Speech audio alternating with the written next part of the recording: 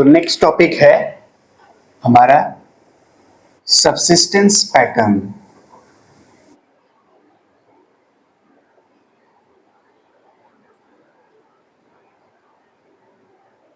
Of Harappan people.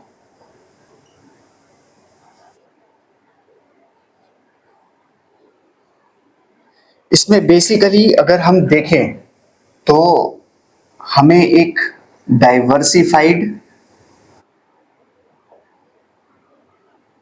Ecological variety देखने को मिलता है।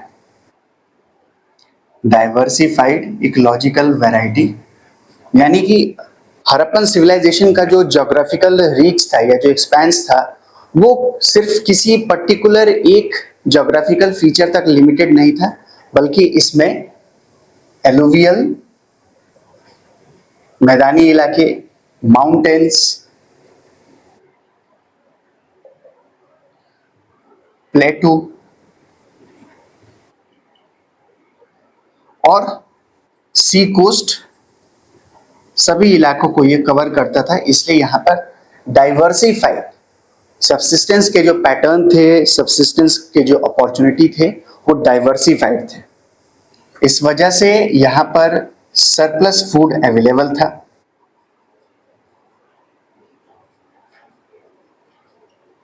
जो नेसेसरी है अर्बनाइजेशन को फुलफिल करने के लिए।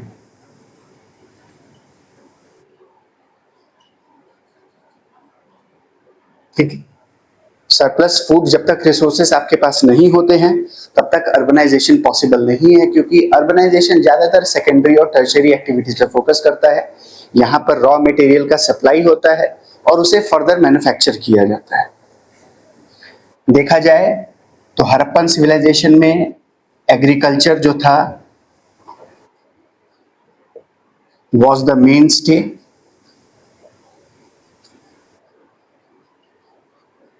followed by animal husbandry and hunting.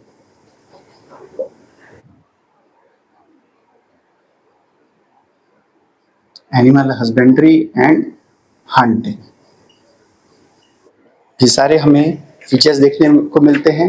इसके अलावा जो कोस्टल एरियाज थे वहां पर हमें riverine and marine food resources भी मिलते हैं।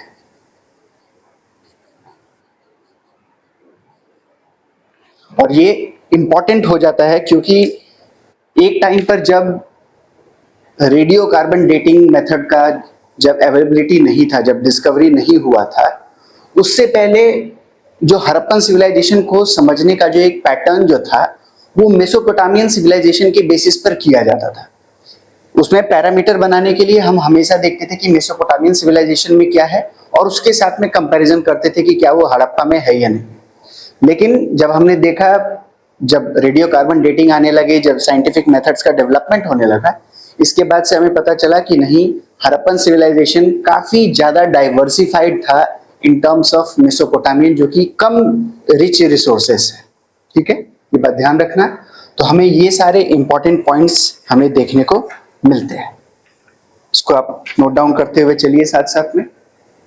इंपॉर्टेंट पॉइंट्स ये रहेंगे, और इस बार तो यूपीएससी ने जो अपना क्वेश्चन पेपर का जो पैटर्न बनाया, ये आपके मेंस के लिए भी काम आएगा। और यूपीएससी ने इस बार अपना नया तरीका भी पूछ दिया कि आपको सर्टेन डेटा एंड फैक्ट्स देके आपसे इन्फरेंस पूछा जाता है कि इसका सिग्निफिकेंस क्या है। तो इसलिए आपको ये चीज पता होना चाहिए कि आखिर हम कोई भी डेटा सेट अगर हमको दिया जा रहा है तो उससे हम क्या अनुमान लगा सकते हैं, उससे क्या पॉइंट उभर कर आते हैं। ऑल्दो कई बार चीजें खास करके सोशल साइंस में और हिस्ट्री जैसे सब्जेक्ट में डेटा का सिर्फ मिल जाना ही अपने आप में सब्सटेंशियल नहीं होता है, बल्कि उसके लिए नेसेसरी सपोर्टिंग एविडेंस का भी जरूरत होता है। हम सिर्फ इन्फरेंस के बेसिस पे नहीं चल सकते हैं। तो कुछ पॉइंट्स डिबेट और हिस्टोरियोग्राफी में होते हैं, इसमें यह भी ध्यान रखना पड़ता है। बात करें अगर हम एग्रीकल्चर में, जैसा कि अभी हमने देखा कि that was the mainstay of the Harappan civilisation तो कुछ कुछ चीजें हैं, जैसे वीट के एविडेंसेस हमें मोहनजोदारो और हड़प्पा में मिलते हैं।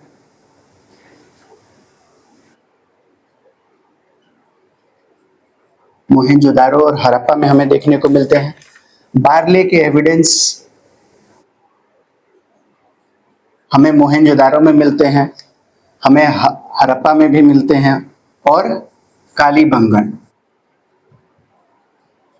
डैश का मतलब हड़प्पा में भी है, मोहनजोदारो में भी है।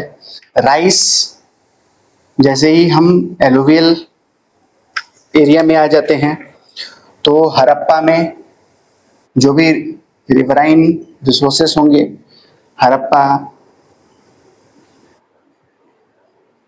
कालीबंगन, लोथल, रंगपुर, इन सभी जगह पर हमें राइस के एविडेंस मिलते हैं। मिलेट्स, भारत ने international year of the millets को भी सेलिब्रेट किया था। आप सभी मुझे बताएं कि किस साल को ये मनाया गया था। तो हड़प्पा में हमें एविडेंस मिलता है, हमें सुरको तादा में मिलता है, हमें शोटुगाई में मिलता है जो कि अफगानिस्तान का साइट है। इसके अलावा हमें गार्लिक का एविडेंस भी मिलते हैं जो कि बालू हरियाणा में है, और ये अभी तक का सबसे अर्लीस्ट एविडेंस है गार्लिक का। ये बात, इस पॉइंट को जरूर ध्यान रखना है, ये इंपॉर्टेंट है। अभी तक का ये सबसे अर्लीस्ट एविडेंस अभी तक हमें मिला है। कई और जगह भी हमें मिले हैं, लेकिन ये अर्लीस्ट एविडेंस है। तो ये है इंपॉर्टेंट पॉइंट। जगह पे आपको याद रखना है कि कहाँ कहाँ पर एविडेंसेस मिलते हैं। तो लगभग अगर हम देखें तो हमें लेंटिल्स का, हमें सीरियल्स का, हमें वेजिटेबल्स का, हमें फ्रूट्स का, बहुत सारी चीजों का हमें एविडेंसेस जो है वो हड़प्पन सिविलाइजेशन में हमें देखने को मिलता है, जिससे हम कहते हैं कि agriculture was the mainstay of the Harappan people. ठीक है। इसके अलावा हमने बात किया था अपने पिछले लेक्चर में कि हमें एग्रीकल्चर से रिलेटेड कई सारे अदर एविडेंसेस भी मिलते हैं। जैसे हमें प्लॉट फील्ड मिलते हैं, हमें टेराकोटा मॉडल ऑफ प्लॉ भी देखने को मिलता है। जैसे हमें प्लॉट फील्ड का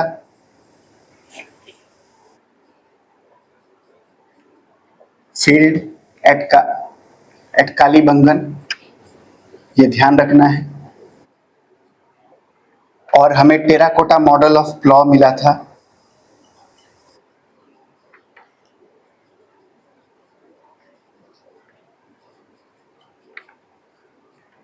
हमें कहां कहां पर मिलता है? बहावलपुर और बनावली में। ये साइट है जो कि हमें बताते हैं कि agriculture was the mainstay of the Harappan people. इसके अलावा हमें और भी कई सारे एविडेंसेस मिलते हैं, जैसे एम्बैंकमेंट,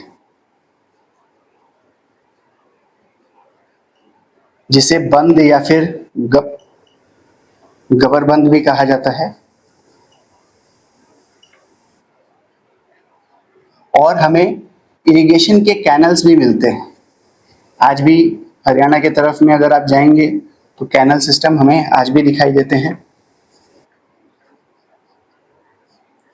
तो ये सारे पॉइंट्स हैं जो कि मिलके ये बताते हैं, ये सर्टिफाई करते हैं, ये एविडेंस के साथ में प्रूफ करते हैं कि एग्रीकल्चर वाइड स्केल पे हड़प्पन सिविलाइजेशन में रेफर किया जाता था, and that was the main stay. ठीक है। अब इसके बाद में आ जाते हैं ये पॉइंट्स, आप इन सबको जरूर नोट डाउन करते हुए चलिए।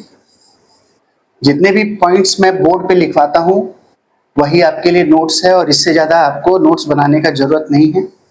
सिर्फ इसके बाद आपको रिवीजन करना है, एक बार एनसीईआरटी को पढ़ते हुए जाना है, और जितना ज्यादा से ज्यादा हो सके टेस्ट पेपर को अब सॉल्व करना है। अब चूंकि इस बार यूपीएससी ने इस तरीके के पैटर्न को लाया है, तो शायद अब क्वेश्चन पेपर भी अब जो मार्केट में अवेलेबल होंगे वो इसी पैटर्न पे अब आने लगेंगे। एनिमल हस्बेंड्री दूसरा पॉइंट है हमारा, एनिमल हस्बेंड्री।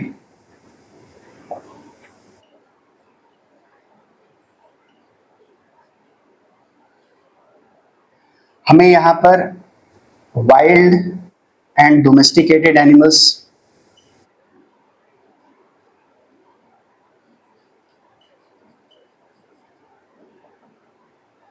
दोनों के एविडेंसेस मिलते हैं।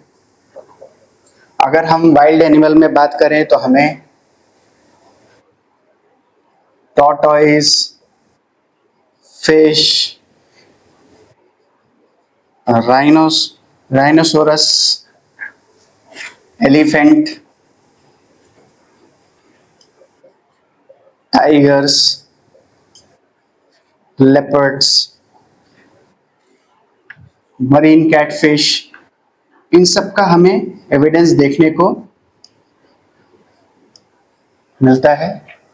इस बार यूपीएससी ने ये भी कुछ क्वेश्चन पूछने का एक पैटर्न दिखाया था कि एंशिएंट टाइम में या खास करके जो वैदिक लिटरेचर्स थे उनमें किसी जीव को किस नाम से जाना जाता था। जैसे इस बार रिवर्स के नाम को पूछा गया था, तो जब हम आगे बढ़ेंगे तो उन सब चीजों को भी कवर करेंगे। यहाँ पर एक पॉइंट उसी कॉन्टेक्स्ट में नोट डाउन करने वाला बात है कि राइनोसोरस को खागदा कहा जाता था। वैदिक लिटरेचर में इसे जिस नाम से जाना जाता था, जैसे लेटर वेदिक हो गए या फिर रामायण महाभारत में राइनोसोरस का कंसेप्ट अवेलेबल है और उसे खागदा कहा जाता था। याद रख लेना, इसे मेंशन्ड इन वैदिक टेक्स्ट एंड अदर लिटरेचर। तो ये टर्म जरूर याद रख लेना, ठीक है। अगर हम डोमेस्टिकेटेड के बारे में बात करें तो हमें कैटल्स, बफेलो,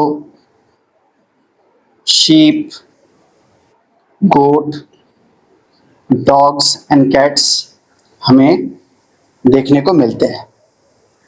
अब जो सबसे बड़ा जो पॉइंट रहता है इसमें वो है issue of domestication. Issue of domestication जो कि 3 एनिमल्स के अराउंड कवर करता है, पिग, कैमल एंड हॉर्स। कि क्या इन तीनों एनिमल को डोमेस्टिकेट कर लिया गया था, एक डोमेस्टिकेटेड स्टेट में हड़प्पन सिविलाइजेशन थे, या सिर्फ और सिर्फ अवेयरनेस था। तो अगर देखा जाए तो हमें जो एविडेंसेस जो मिलते हैं, अब एविडेंस को एक बार पहले लिखते हुए चलते हैं।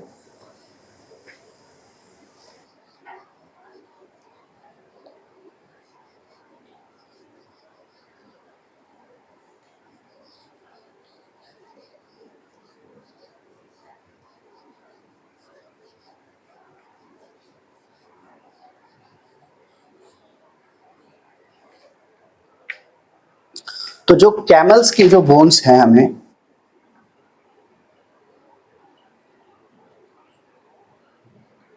के जो बोन्स है वो हमें हड़प्पा,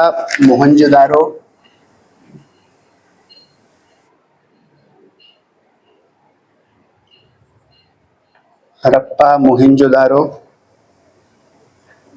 सुरकोतादा, कालीबंगन,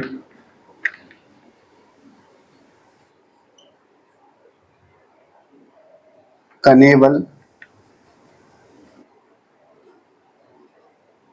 और नगवाड़ा में हमें इनके एविडेंसेस मिलते हैं। दूसरी तरफ हमें हॉर्स के भी बोन मिलते हैं जो कि हमें हड़प्पा, लोथल,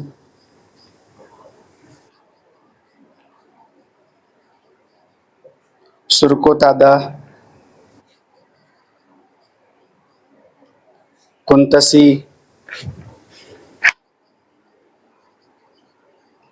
कालीबंगन, रानागुंडई में एविडेंसेस मिलते हैं। और शिकारपुर एक साइट है जो कि गुजरात में लोकेटेड है,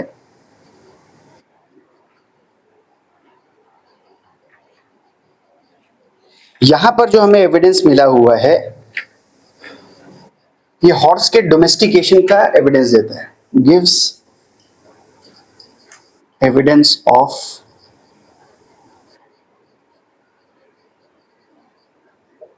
डोमेस्टिकेशन ऑफ हॉर्स। तो इससे हमें समझ में क्या आता है, इससे हम इन्फेरेंस क्या डिराइव करते हैं। हमें एविडेंस तो मिल रहे हैं, तो क्या हम ये कहेंगे कि हड़प्पन सिविलाइजेशन में या जो हड़प्पन सिविलाइजेशन था वो कैमल सेंटर्ड था या फिर हॉर्स सेंटर्ड था। तो इन्फरेंस जो इससे जो निकल के आता है वो ये है कि Harappans were aware of this animal, Harappans were aware of this animal,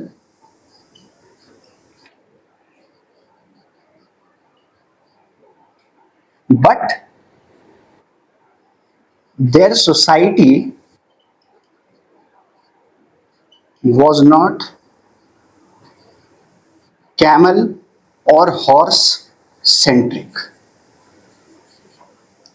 awareness था, आप जानते थे, कई जगह पे हमें उनके एविडेंसेस मिल जाते हैं, वो किसी भी स्टेट में हो सकते हैं, चाहे वो डोमेस्टिकेटेड फॉर्म में हो या वाइल्ड फॉर्म में हो।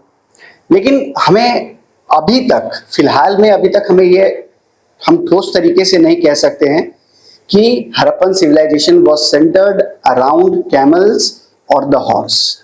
Evidences are there but it is not a centric society. तो अवेयर हैं आप, एनिमल से अवेयर होना, but the society was not centric related to camel and horse. और कहाँ कहाँ पे हमें एविडेंसेस मिलते हैं। तो इस तरीके से यूपीएससी आपके नॉलेज को टेस्ट कर सकती है कि किस तरीके से आप सेंटेंसेस को डील कर पाते हैं या नहीं डील कर पाते हैं, डेटा फैक्ट को डील कर पाते हैं या नहीं कर पाते हैं, ये ध्यान रखना है। ठीक है, तो ये था subsistence pattern of the Harappan people, जो कि मैच्योर हड़प्पन में एक पॉइंट था। अब हम चलते हैं अपने नेक्स्ट पॉइंट की तरफ, जो कि है हड़प्पन क्राफ्ट। मोस्ट इंपॉर्टेंट है, क्योंकि यही जो है ये पूरे के पूरे हड़प्पन सिविलाइजेशन के आर्किटेक्ट के पूरे इंजीनियरिंग और मैथमेटिकल नॉलेज का रिफ्लेक्शन देता है हमें।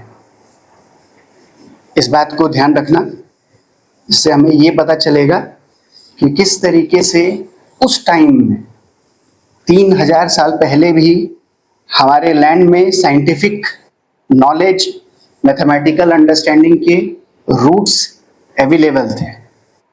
ठीक है, और एक चीज और जो कि एक पॉइंट मैंने नहीं बताया इन्फेरेंस में, जब हम एग्रीकल्चर वाले पॉइंट को पढ़ते हैं तो इससे ये भी हमें, एग्रीकल्चर वाले पॉइंट में मैं बता रहा हूं, कंफ्यूज मत हो जाना, हड़प्पन क्राफ्ट वाला नहीं है। एग्रीकल्चर एक तरीके से हमें ये भी बताता है कि नेचर ऑफ एनवायरनमेंट क्या था। नेचर ऑफ हड़प्पन एनवायरनमेंट के तरफ भी रिफ्लेक्ट करता है कि क्या वो ड्राई था या वेट था। अभी तक इसके ठोस प्रमाण नहीं आ पाए हैं, हम एकदम गारंटी के साथ नहीं कह सकते हैं कि ड्राई था या वेट था, लेकिन हाँ हड़प्पन एनवायरनमेंट के तरफ एक हमें लोकेशन जरूर जाता है। जैसे फॉर एग्जाम्पल, अगर इतने मरीन रिसोर्सेस हैं, अगर इतने डाइवर्सिफाइड, अगर हमें सबसिस्टेंस बेस देखने को मिलता है, अगर हमें इतने एनिमल्स देखने को मिलते हैं, तो कहीं ना कहीं जंगल, जो फॉरेस्ट होंगे, जो फॉरेस्ट का जो कवर होगा वो काफी अच्छा खासा रहा होगा। फॉरेस्ट का अच्छा खासा कवर होने का मतलब होता है कि यहाँ पर जो रेनफॉल जो होगा वो भी एडिक्वेट अमाउंट में होगा। और रेनफॉल के एडिक्वेट अमाउंट का होने का मतलब है कि कहीं ना कहीं एक वेट एनवायरनमेंट के तरफ में जो झुकाव है वो हमें देखने को मिलता है। लेकिन इसके अलावा भी कई सारे अदर एविडेंसेस हैं। जैसे एक और पॉइंट पे अगर हम कहें तो दूसरा पॉइंट हमारा हो सकता है कि जो हमने हड़प्पन सिविलाइजेशन में देखा, टाउन प्लानिंग में जो बर्न्ड ब्रिक्स का जो इस्तेमाल किया गया, तो बर्न्ड ब्रिक को बनाने के लिए जितने अमाउंट में हमें फ्यूल का जरूरत है उस टाइम पर, तो आज के मॉडर्न टाइम जैसे डीजल या केरोसिन या पेट्रोल अवेलेबल तो थे नहीं, और ना ही इलेक्ट्रिक का सिस्टम था। लकड़ियों को जलाकर ही फायर को प्रोड्यूस किया जाता होगा, तो आखिर इतने रिसोर्सेस आते कहाँ से थे? ताकि हर जगह पे जो ये आग का जो इतना जो इस्तेमाल किया जाता था, कॉपर को मेल्ट करने के लिए 1000 से भी ऊपर डिग्री सेल्सियस का आपके पास में टेम्परेचर होना चाहिए। एलॉयज बनाना है उसके लिए पर्टिकुलर एक टेम्परेचर चाहिए। तो इन सब चीजों के लिए जो फ्यूल जो आता होगा, यानी कि जो लकड़ियों को जो जला के किया जाता होगा, वो तभी अवेलेबल है जब हमारे पास डेंस फॉरेस्ट कवर होते होंगे, या तो अवेलेबल होंगे या फिर कहीं से बाहर मंगवाया जाता हो। बाहर यानी कि जो ट्रेड के जो नेटवर्क जो होते थे उनके थ्रू मंगवाया जाता होगा। तो ये अब जब इतने ज्यादा फ्यूल्स का अगर रिक्वायरमेंट है, तो इतने ज्यादा पेड़ का अगर रिक्वायरमेंट है, यानी कि फिर से ये फॉरेस्ट कवर की तरफ हमें फोकस करता है। फॉरेस्ट कवर ज्यादा होने का मतलब ही है कि एडिक्वेट अमाउंट में रेनफॉल होना, तो ये ऑलवेज फोकस कर देता है वेट इन्वायरमेंट की तरफ। लेकिन स्टिल हम अभी भी इसे एविडेंस से प्रूव नहीं कर पा रहे हैं। हम इन्फरेंस लगा रहे हैं, हम अनुमान लगाने का कोशिश कर रहे हैं, लेकिन एविडेंस से अभी तक ये प्रूव नहीं हो पाया है। तो इस बात को ध्यान रखिएगा। चलिए बढ़ते हैं अपने नेक्स्ट टॉपिक की तरफ।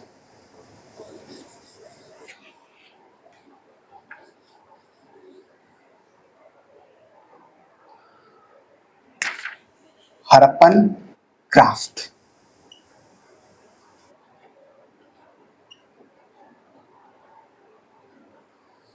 अब सबसे पहला, अगर हम इसके जनरल फीचर्स के बारे में अगर बात करें, तो हमें डाइवर्सिफाइड यानी कि भिन्न भिन्न प्रकार के, वेल डेवलप्ड, ऐसा नहीं था कि वो क्रूड फॉर्म में थे। उनका नॉलेज, उनको बनाने की प्रक्रिया स्टैंडर्डाइज्ड, यानी कि weights and measured, and mass produced. सिर्फ लिमिटेड नहीं था बल्कि मास प्रोड्यूस था, डिमांड और सप्लाई ज्यादा था। Were the features of Harappan craft.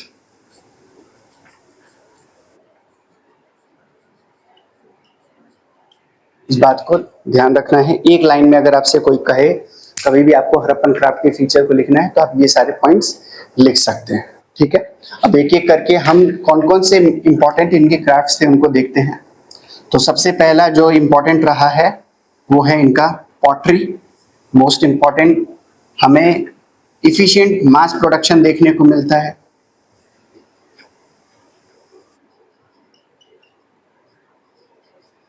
Efficient mass production, हमें मैन्युफैक्चरिंग यूनिट, जिसे कि पॉटरी क्लिन्स कहा जाता है, मैन्युफैक्चरिंग यूनिट कई सारे जगह पे हमें देखने को मिलते हैं, जैसे मोहेंजोदारो,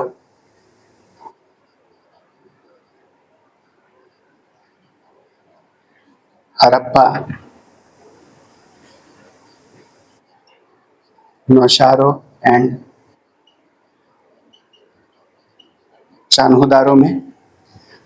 ज्यादातर जो पॉटरी जो थे वो व्हील मेड, मोस्ट या फिर मेजॉरिटी जो होते थे वो व्हील मेड हुआ करते थे। पॉटरी में अगर हम कलर के बारे में बात करें तो ज्यादातर थे मोनोक्रोम, यानी कि सिंगल कलर वाले। इसमें जो होता था रेड से बना हुआ पॉटरी हुआ करता था और ब्लैक में डिजाइन्स हुआ करते थे। पॉलीक्रोम पॉटरी भी हुआ करते थे पर रेयर।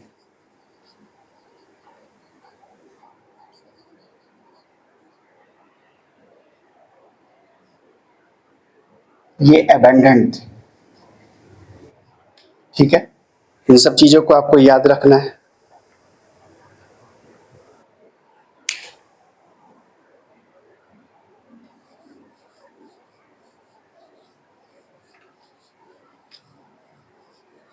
पॉटरी को डेकोरेट भी किया जाता था।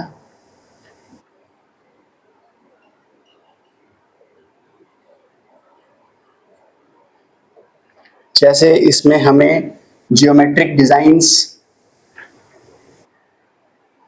पिक्टोरियल मोटिव्स, जैसे फिश के स्केल्स को बनाना, पीपल्स के लीफ का डिजाइन होना, ये सारे चीजें हमें देखने को मिलता है। और ह्यूमन फिगर्स को भी बनाया जाता था, बट काफी रेयर होते थे,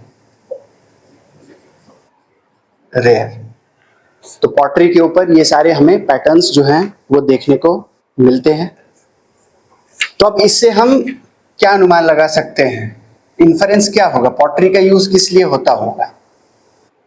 सबसे पहला चीज तो स्टोरेज के लिए, स्टोरेज के कुछ भी चीज अगर आप स्टोर करना चाहते हैं, चाहे ग्रेन्स स्टोर करना चाहते हैं, पानी स्टोर करना चाहते हैं, और या फिर डेली यूज के लिए, चाहे आप डेली यूज हो या समटाइम्स सेरेमोनियल पर्पस के लिए भी।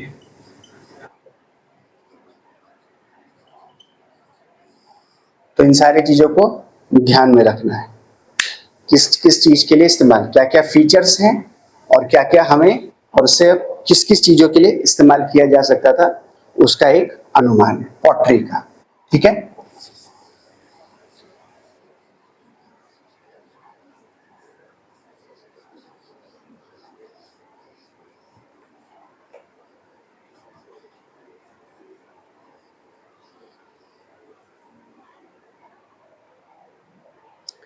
अब इसके बाद जो है, जो नेक्स्ट है वो है इनका टेराकोटा।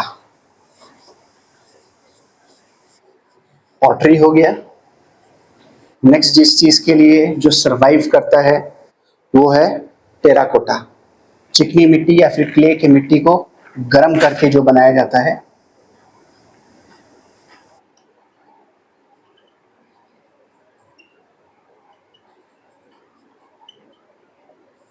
टेराकोटा के हमें मॉडल्स देखने को मिलते हैं। इसमें हमें एनिमल्स, ह्यूमन फिगर्स,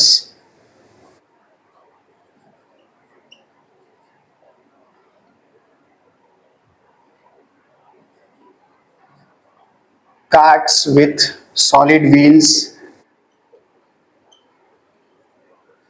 यानी कि टॉयज, बैंगल्स आर फाउंड।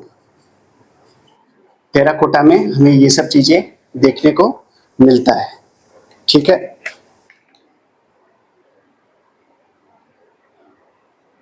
अपने हरप्पन पीपल जो थे वो टेराकोटा में दो चीजों के लिए फेमस थे।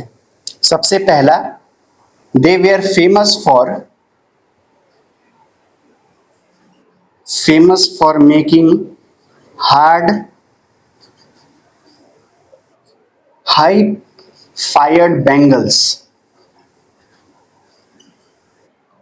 known as stoneware bangles.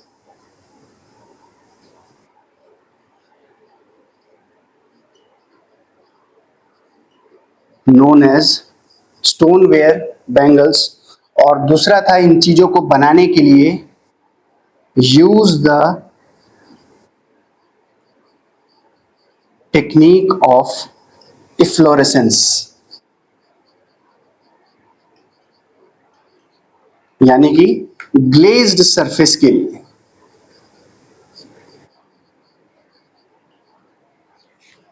ठीक है, ग्लेज्ड सरफेस का एक बहुत ही लस्टरस सरफेस को बनाने के लिए, ताकि उसमें चमक हो, इस टेक्निक को भी हड़प्पन सिविलाइजेशन के टाइम से ही जाना जाता है।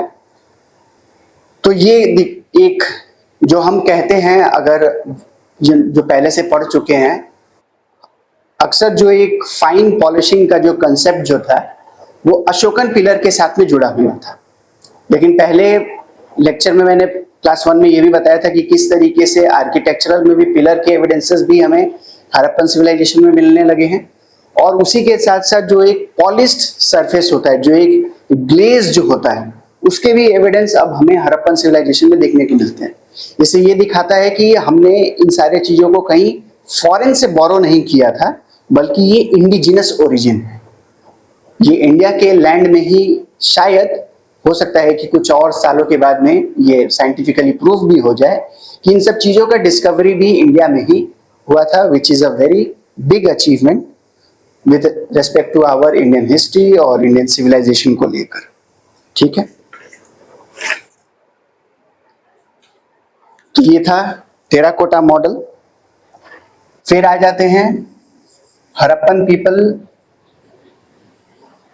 स्टोन वर्क को भी करना जानते थे कि किस तरीके से स्टोन के ऊपर काम किया जाता है, कैसे उसे प्रिसिशन से काटना, कहाँ से स्टोन के क्वालिटी को समझना, उसे मंगवाना, ये सारे के सारे नॉलेज जो थे वहां पर हमें देखने को मिलता है। Stone work,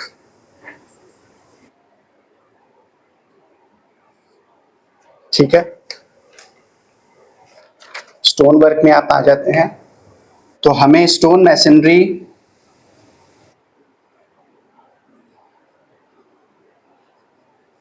and fine polished pillar,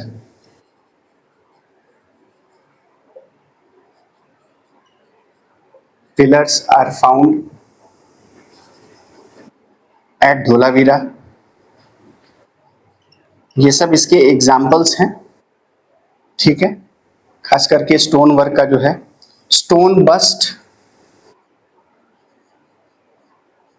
of a male figure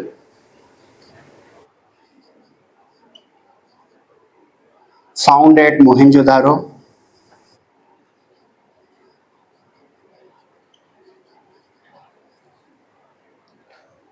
to stone torso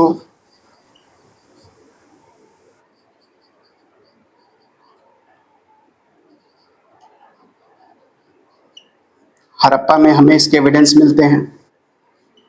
stone lizard यानी कि स्टोन से बना हुआ लिजर्ड, धोलावीरा में हमें इसका एविडेंस मिलता है। सीटेड स्टोन आइबेक्स,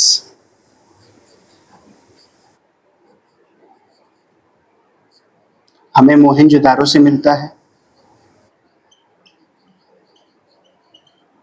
और फिर से एक सीटेड मेल फिगर स्टोन का बना हुआ,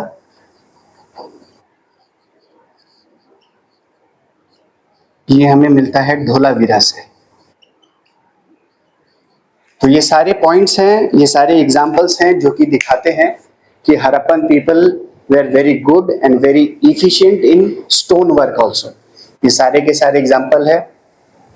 स्टोन से बना हुआ फाइन पॉलिश पिलर हमें धोलावीरा में मिलता है। Stone bust of a male figure Mohenjodaro में, torso of a male Harappa में, स्टोन से बना हुआ lizard Dholavira, seated stone ibex एक बैठा हुआ है जो आइबेक्स है मोहनजोदारो में, और एक मेल का जो फिगर है वो भी हमें धोलावीरा से मिलता है, ठीक है। इस बात को याद रखिएगा। ये था stone work.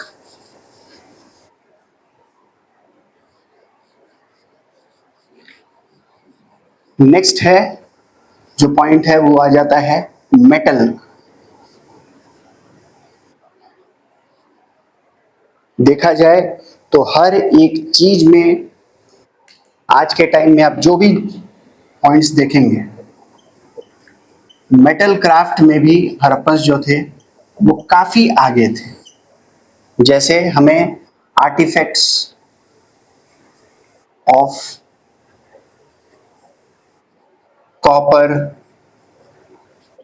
Bronze, alloy are found. Numerous हमें आर्टिकल मिलते हैं। इसके रिगार्ड में हमें कुछ एविडेंसेस भी मिलते हैं, जैसे 16 कॉपर फर्नेसेस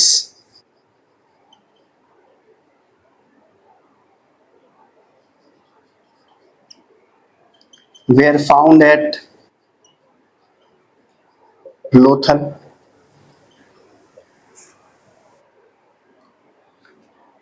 कॉपर के वर्कशॉप्स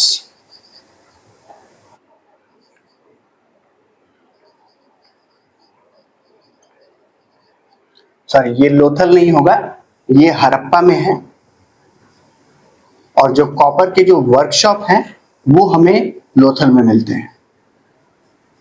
कॉपर के वर्कशॉप, गोल्ड और सिल्वर के भी हमें आइटम्स मिलते हैं।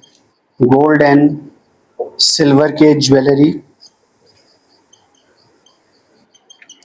पिछले लेक्चर में मैंने बताया था कि कुनाल में कैसे हमें एक पूरा का पूरा एक होड ऑफ ज्वेलरी दिखाई देता है, हमें एक्सकवेशन के दौरान वो हमें मिला था। मेटल में कुछ एग्जांपल्स हैं जो कि इंपॉर्टेंट हैं, जैसे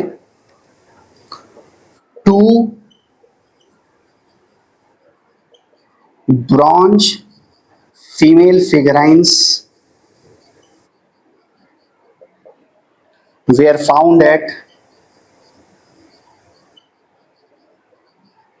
were found at Mohenjo-daro. One of them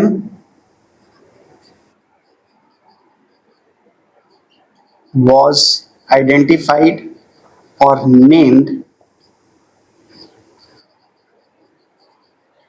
as dancing girl. कई बार क्वेश्चन पूछा गया है, ठीक है, जिसे कि, और ये जो ब्रॉन्ज कास्टिंग का जो तरीका था, ये आप सभी ने पढ़ा भी होगा, इसे लॉस्ट वैक्स टेक्निक कहा जाता है। इसका जो जेनरिक नेम है वो है साइरे पर्ड्यू। और ये जो डांसिंग गर्ल का जो नाम जो दिया गया था वो जॉन मार्शल ने दिया था, जो कि हड़प्पन सिविलाइजेशन के डिस्कवरी से रिलेटेड है, ठीक है, याद रखिएगा, जॉन मार्शल ने किया था। तो ये सारे इंपॉर्टेंट पॉइंट्स हैं मेटल क्राफ्ट से रिलेटेड।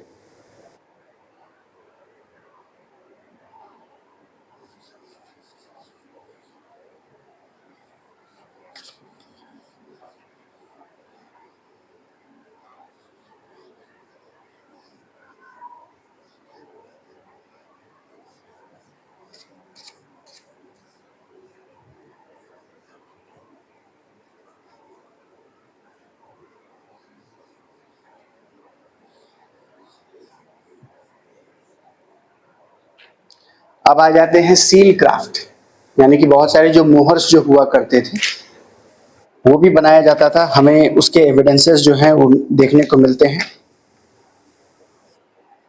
सील क्राफ्ट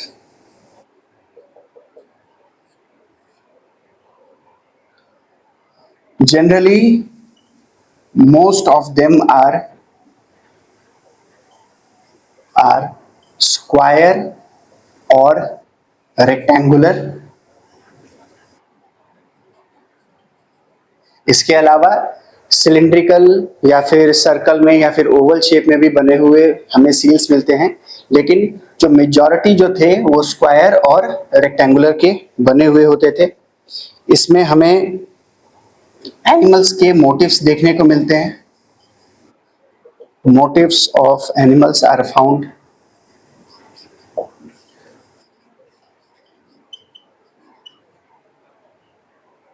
इसमें कभी कभार sometimes they have short inscriptions also, यानी कि या तो किसी आइडेंटिफिकेशन के पर्पस से या फिर किसी चीज को बताने के लिए या कहीं पर एक्सचेंज, इंफॉर्मेशन को एक्सचेंज करने के लिए ये कुछ इन सब चीजों का इस्तेमाल किया जाता होगा, जो कि अभी तक, चूंकि हड़प्पन स्क्रिप्ट अभी तक प्रॉपरली डिसाइफर नहीं हुआ है, इसलिए हम ये नहीं पता लगा सकते हैं या फिर ये नहीं कह सकते हैं कि एग्जैक्ट इसका यूज क्या था। लेकिन हाँ, हमें शॉर्ट इंस्क्रिप्शन के साथ में ये सील्स हमें दिखाई देते हैं, जिसका कुछ ना कुछ आइडेंटिफिकेशन के पर्पस से भी हो सकता है, ठीक है। एग्जाम्पल में जैसे हमें सिल्वर सील, सिल्वर से बने हुए सील्स मिलते हैं।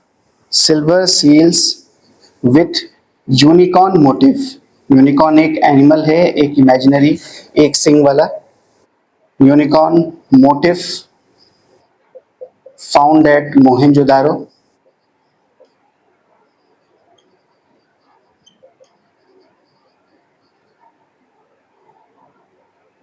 मोहेंजोदारो में हमें इसके एविडेंस मिलते हैं, ठीक है। तो ये सारे पॉइंट्स हैं जो कि हड़प्पा के सी क्राफ्ट से रिलेटेड है।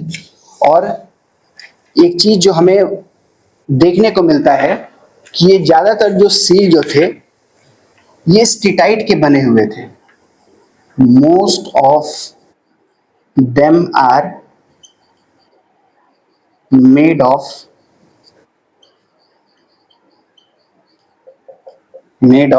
स्टेटाइट।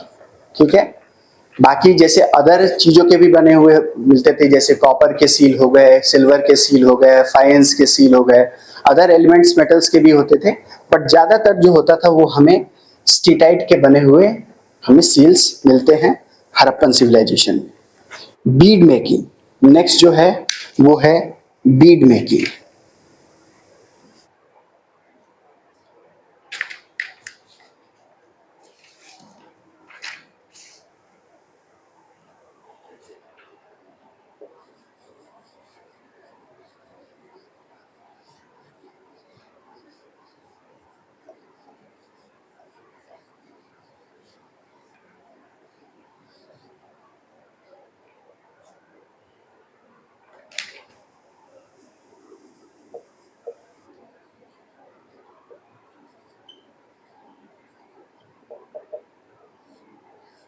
ये छोटे छोटे डेकोरेटिव आइटम्स के लिए या फिर यूं कहा जा सकता है कि रिचनेस को शो करने के लिए ज्वेलरी के पर्पज से या नेकलेस के पर्पज से या आपको डेकोरेशन के लिए इसका इस्तेमाल किया जाता है, जो कि अगेट के नाम से एक पत्थर जो होता है उसी से बेसिकली इसको बनाया जाता है। तो बीड मेकिंग भी है।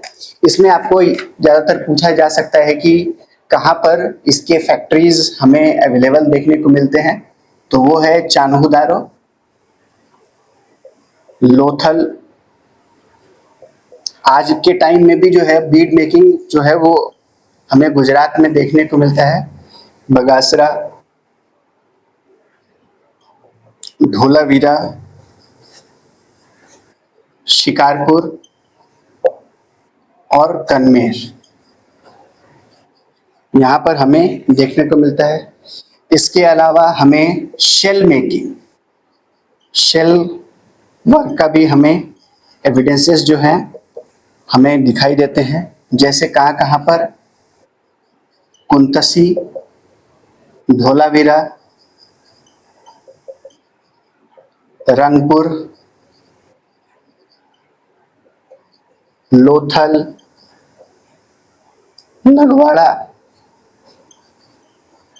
नगवाड़ा और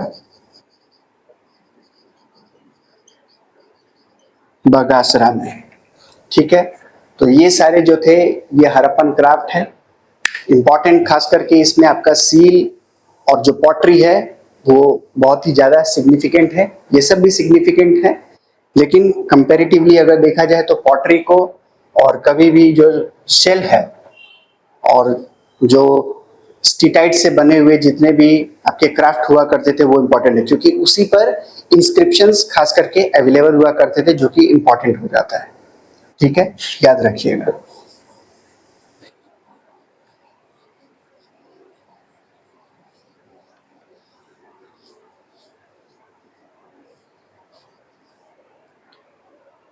इसके अलावा अगर हम देखें तो हड़प्पन्स जो थे वो टेक्सटाइल को भी मैन्युफैक्चर करना जानते थे। इसको मैं दूसरे कलर से लिखता हूं।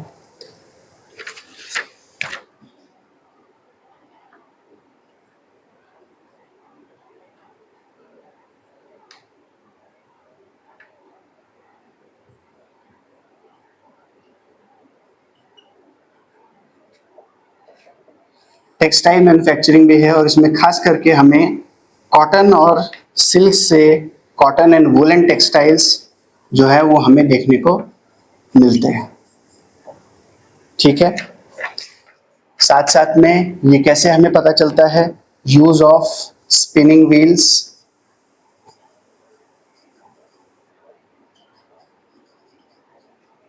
and various kind of spindle whorls and various kinds of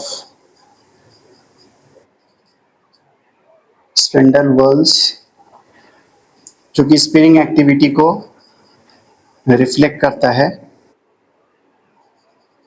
for spinning thread, were found. हमें बास्केट और मैट मेकिंग भी देखने को मिलता है, basket weaving and mat making. इन सब के जो एविडेंसेस हैं हमें हड़प्पन सिविलाइजेशन में देखने को मिलता है। और खास करके अभी कुछ ही सालों में एक साइंटिफिक डिस्कवरी के तहत सिल्क का एविडेंस हमें जो है वो हड़प्पन साइट हमें चान्होदारो से मिला है।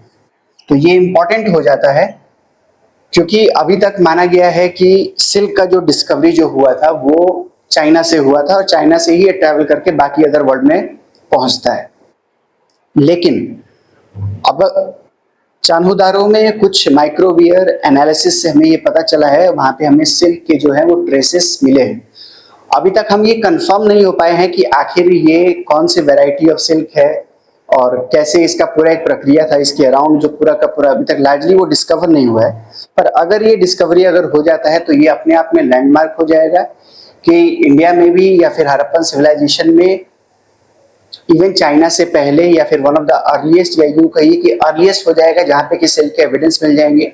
और ये एक हमारे अचीवमेंट के तौर पे रहेगा कि सिल्क के को मैन्युफैक्चर करना, उसको प्रोड्यूस करना, उसका नॉलेज हमें चाइना से भी पहले अवेलेबल था इस सब कॉन्टिनेंट पे।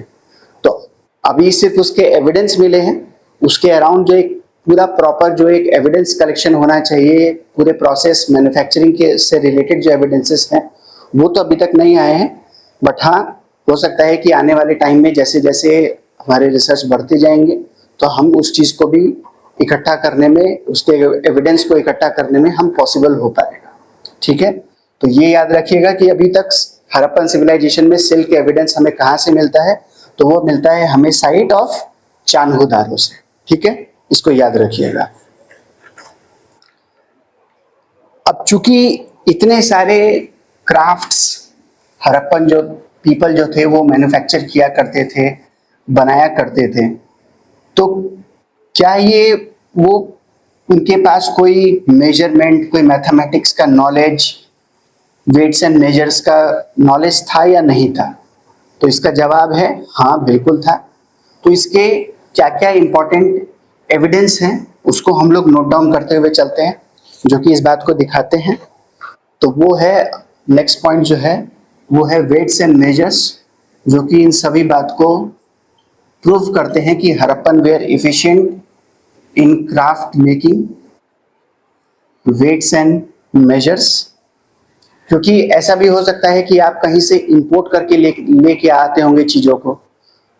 ये क्वेश्चन उठाया जा सकता है कि क्या वो इंडिजिनस थे या फिर फॉरेन कहीं से लाया जाता था। तो ये वेट्स एंड मेजर्स जो है ये उस चीज को प्रूफ करते हैं। ठीक है, तो हमें क्यूबिकल वेट्स देखने को मिलते हैं।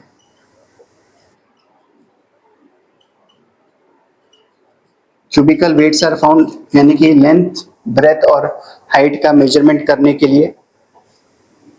बाइनरी वेट्स का इस्तेमाल किया जाता था। बाइनरी वेट्स इन स्मॉलर और डेसिमल का इस्तेमाल किया जाता था।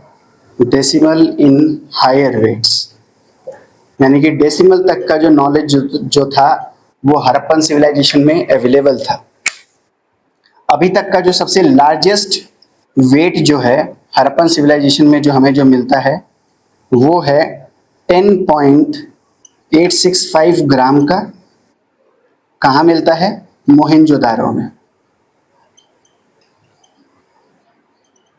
ठीक है, हमें शेल से बना हुआ स्केल कहाँ मिलता है? मोहेंजोदारो में।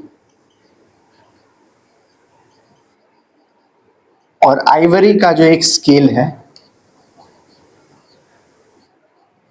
वो हमें मिलता है लोथल।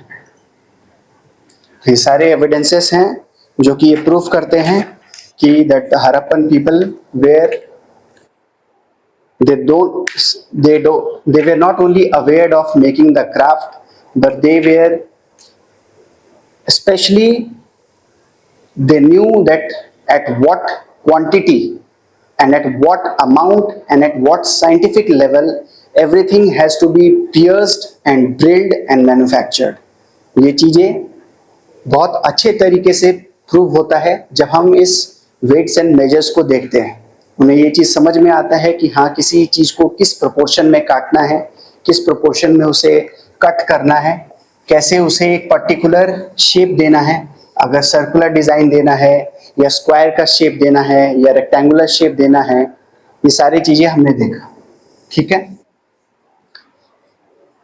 मेटल को एक्सट्रैक्ट करना, कितने टेम्परेचर पे उसे गर्म किया जाए, कैसे उसे मोल्ड किया जाए ताकि वो एक पर्टिकुलर शेप ले सके, ये सारे के सारे एविडेंसेस जो हैं ये प्रूफ करते हैं कि Harappan civilisation was much ahead of its time in terms of scientific knowledge and development, engineering and mathematical knowledge. तो पूरे हड़प्पन क्राफ्ट को पढ़ने के बाद में हमें क्या क्या इन्फरेंस देखने को मिलते हैं, क्या क्या हम इन्फरेंसेस लगा सकते हैं। तो चूंकि इतने लार्जर लेवल पे जब क्राफ्ट्स का मैन्युफैक्चरिंग हो रहा है तो डिमांड एंड सप्लाई भी होगा, कहीं से डिमांड होगा, कहीं से सप्लाई आ रहा होगा। तो क्या इसमें कोई किसी प्रकार का रेगुलेशन हो सकता है? तो पहला है कि क्या कोई स्टेट का कंट्रोल था, सबसे पहला पॉइंट। और जो दूसरा जो पॉइंट होता है कि क्या कोई मर्चेंट्स का ग्रुप था, मर्चेंट्स ग्रुप जो कि सेंट्रलाइज तरीके से इन सभी चीजों को पूरे हड़प्पन सिविलाइजेशन में कंट्रोल किया करता है, centralised control by merchant groups. तो ये दो इन्फ्रेंस अभी तक निकाले गए हैं पर इनका जो हमें ठोस जवाब अभी तक नहीं मिला हुआ है, इसलिए ये दोनों पॉइंट जो है वो अभी डिबेट पे है। कुछ लोग कुछ एविडेंसेस को लेके कहते हैं कि हाँ ये होगा, तो कुछ हमें एविडेंसेस ऐसे भी मिल जाते हैं जो कि इस चीज को नहीं भी प्रूफ करते हैं। हाँ, दो और मोस्ट इंपॉर्टेंट पॉइंट है जो कि जिसमें कोई डाउट नहीं है, जिसमें कोई डिस्प्यूट नहीं है, किसी प्रकार का हमें डिबेट देखने को नहीं मिलता है। पहला कि इस पूरे क्राफ्ट के लिए एक वेल डेवलप्ड नेटवर्क था।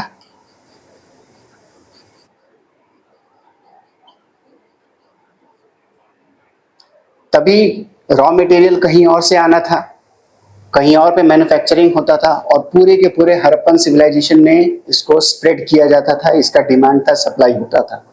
तो एक था वेल डेवलप्ड नेटवर्क और दूसरा जो है हड़प्पन पीपल का engineering and mathematical knowledge.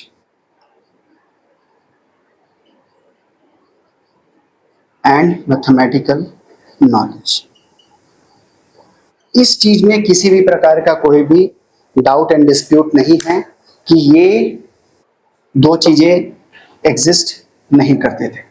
Weather centralise control था या नहीं था, स्टेट का कंट्रोल नहीं था, इसके हमें कुछ एविडेंस नहीं मिलते हैं, लेकिन ये दो पॉइंट ऐसे हैं जो हम इस पूरे के पूरे टॉपिक से इन्फर करते हैं कि they were must having well developed network. और आगे चल के जब हम नेक्स्ट जो टॉपिक है नेटवर्क ऑफ ट्रेड में पढ़ेंगे तो हमें ट्रेड रूट्स भी दिखाई देते हैं, कहाँ कहाँ पे ट्रेड इंटरचेंज, कहाँ पर जंक्शन हुआ करते थे, रूट्स कौन कौन से थे, वो हमें सभी देखने को मिलेंगे।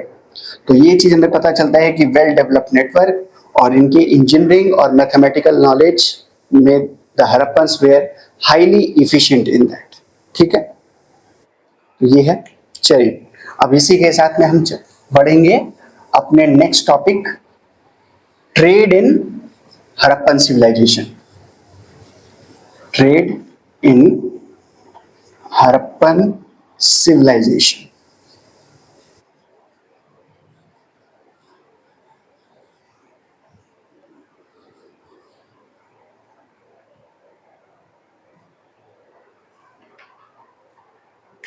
टॉपिक है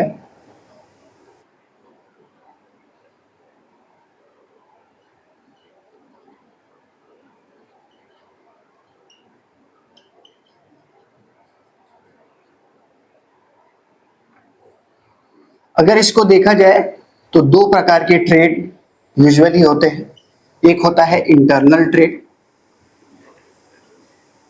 जिसे इंट्रा भी कहा जाता है, यानी कि विद इन हड़प्पा।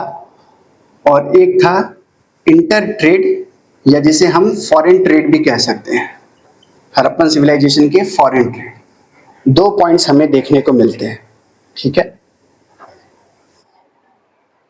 तो देखा जाए, अगर हम इंट्रा ट्रेड या फिर हड़प्पन सिविलाइजेशन की अगर इंटरनल ट्रेड के बारे में बात करें, तो कई सारे ऐसे मटेरियल्स थे जिनके सोर्स हम आइडेंटिफाई करते हैं कि यहाँ से पर्टिकुलर इनका ये माइंस हुआ करता था और यहीं पे इनको माइनिंग किया जाता था और फिर इन्हें दूसरे जगह पे ट्रांसपोर्ट किया जाता था। जैसे कॉपर का हमें माइनिंग एरिया मिलता है राजस्थान में,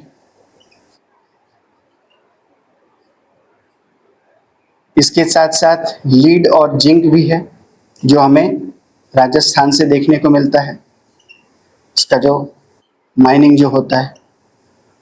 टिन हमें हरियाणा से मिलता है।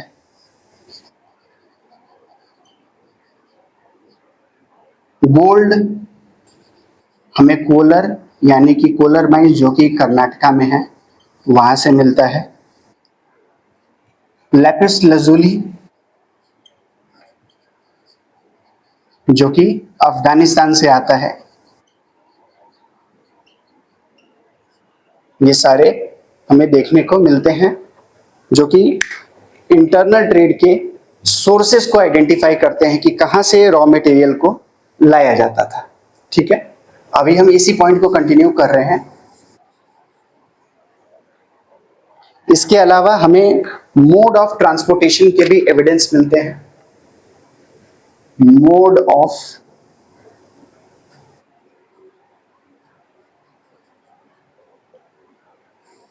ऑफ ट्रांसपोर्टेशन, जैसे हमें to wheeled carts,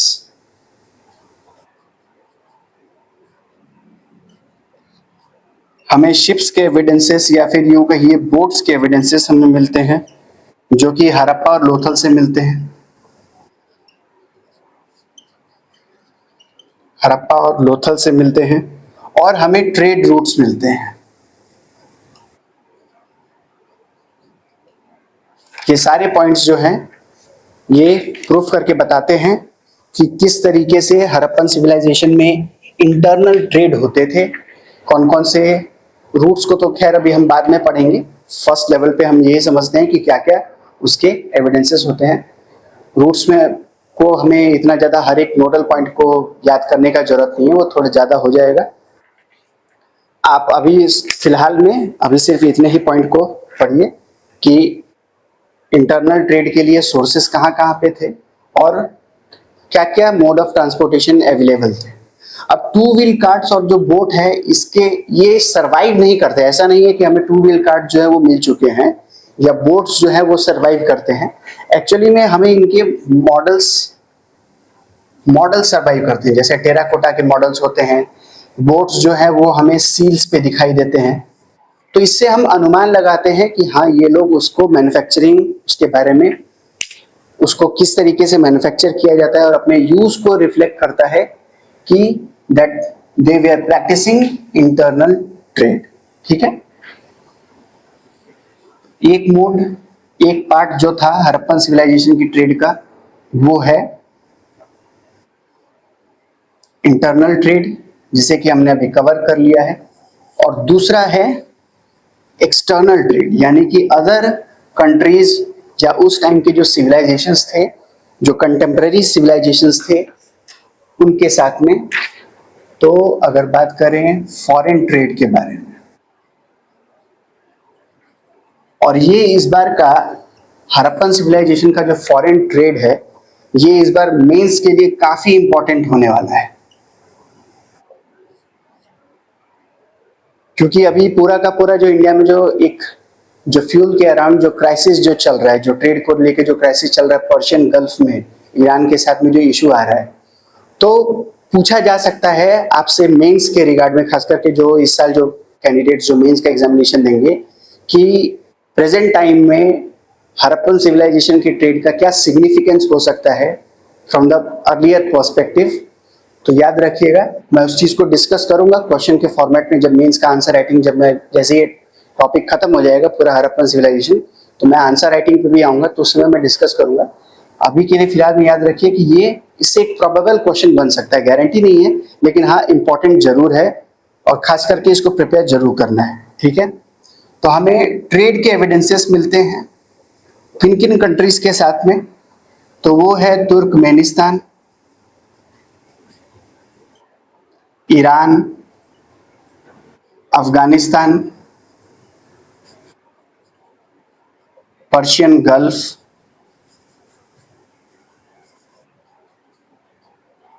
Oman peninsula,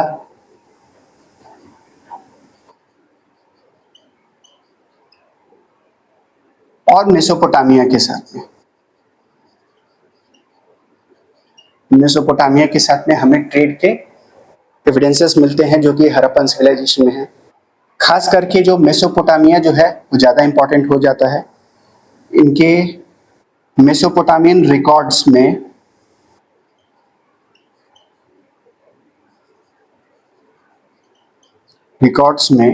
इनके एक किंग थे ऑफ किंग सारगोन,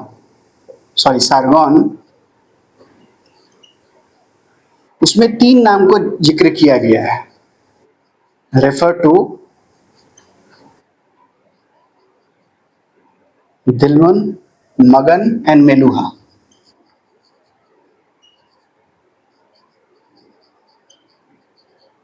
मेलुहा जो है वो इंडस वैली को रेफर करता है। ये मगन जो है ये मकरन कोस्ट और ओमान को रेफर करता है, और दिलमुन जो है वो बहरेन को रेफर करता है। यहां पर एक और कंट्री लिख लेना, बहरेन। ठीक है, बहरेन के साथ में भी हमें ट्रेड रिलेशंस दिखाई देते हैं। बहुत सारे लिस्ट ऑफ आइटम्स हैं जो कि मेसोपोटामिया में हड़प्पन के तरफ से एक्सपोर्ट किए जाते थे, और बहुत सारे ऐसे भी आइटम्स हैं दो बहुत ही कम अमाउंट में, बहुत ही लिमिटेड ना अमाउंट है, जो कि मेसोपोटामिया से इंपोर्ट किया जाता था मेलुहा में या फिर हड़प्पन सिविलाइजेशन में। ज्यादा एक्सपोर्ट हुआ करता था रादर देन इंपोर्ट। ये पॉइंट याद रखिएगा कि हमारे जो एक्सपोर्ट थे, export from Harappa to Mesopotamia was larger, import was less। ठीक है, लेस और लिमिटेड आइटम हुआ करते थे। ठीक है, क्योंकि उस टाइम पे अगर देखा जाए तो मेसोपोटामिया के कंपैरिजन में हड़प्पन सिविलाइजेशन का जो ज्योग्राफिकल, जितने भी लोकेशंस पे जो ज्योग्राफिकल रीच था, ज्यादा हम रिसोर्सफुल थे इन कंपैरिजन टू मेसोपोटामिया। ठीक है, तो ये था इनका हड़प्पन सिविलाइजेशन का इंटरनल और एक्सटर्नल ट्रेड, इंपॉर्टेंट पॉइंट्स है ये। ठीक है,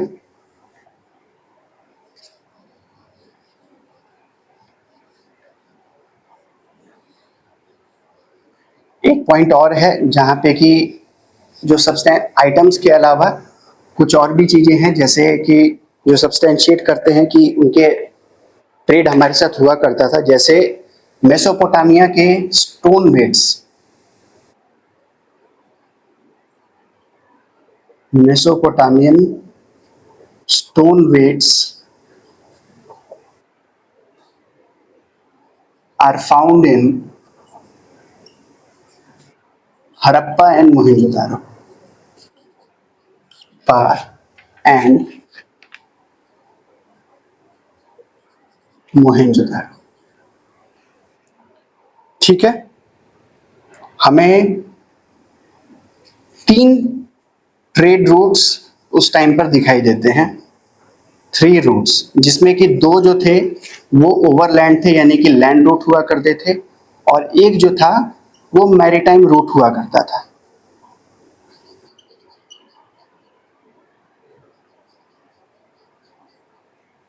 ठीक है, कुल मिलाकर 3 रूट्स हमने आइडेंटिफाई किए हुए हैं। इन सभी पॉइंट्स को याद रखना है।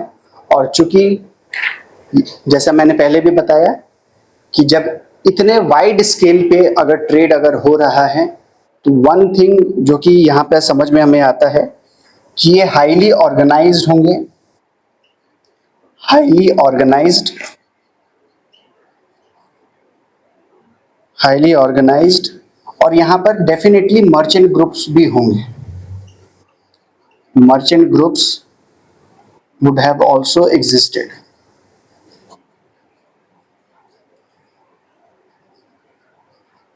आगे जब हम अपने सिलेबस में जब हम आगे बढ़ते हैं तो हमें एविडेंसेस मिलते हैं कि किस तरीके से गिल्ड्स हुआ करते थे, श्रेणी, जो मर्चेंट के जो एसोसिएशन हुआ करते थे। तो हो सकता है कि जब इतने वाइड स्केल लेवल पे ना सिर्फ इंटरनल बेसिस पे ट्रेड हो रहा है, एक्सटर्नल बेसिस पे भी हो रहा है, तो बिना एक ऑर्गेनाइज्ड नेटवर्क के, बिना और लोगों के चीजों को ऑर्गेनाइज करने, एक ऑर्गेनाइज्ड अगर ग्रुप अगर नहीं होगा तो इस लेवल पे ट्रेड हो पाना मुश्किल था। लेकिन इशू यहीं पर आ जाता है कि हमें एग्जैक्ट एविडेंस नहीं मिल पाता है। ठीक है, इसलिए ये सिर्फ और सिर्फ एक अनुमान और एविडेंस के तौर पे रह जाते हैं।